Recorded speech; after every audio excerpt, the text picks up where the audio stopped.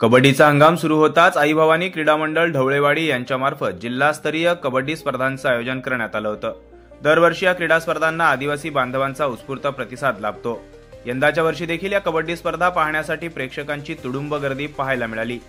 रात्रीच्या हंगामात झालेल्या स्पर्धा अत्यंत रंजकदार झाल्या। अंबरनाथ मुरबाड तालुकाच नव्हे तर कर्जत, खालापूर, सुधागड, पाली या तालुक्यातून देखील कबड्डी संघ या स्पर्धेत खेळण्यासाठी दाखल झाले होते। सर्व खेळाडूंनी अत्यंत शिस्तबद्ध आणि उत्स्फूर्त सहभाग घेत या कबड्डी स्पर्धा संपन्न झाल्या।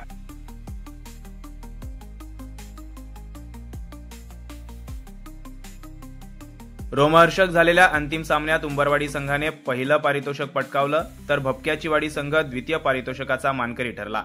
शेणेपेंड संघ तृतीय तर मिरचुलवाडी संघाला चतुर्थ क्रमांक मिळाला। यावेळी अंबरनाथ पंचायत समितीचे माजी सभापती तथा शिवसेना अंबरनाथ तालुका प्रमुख बाळाराम कांबरी यांच्या सहकार्याने या स्पर्धेतील विजेत्या संघांना पारितोषिक देण्यात आलं। यावेळी परिसरातील अनेक मान्यवरांनी सदिच्छा भेट देत खेळाडूंना शुभेच्छा देखील दिल्या। अरुण बैकर, वृत्त मराठी, वांगणी।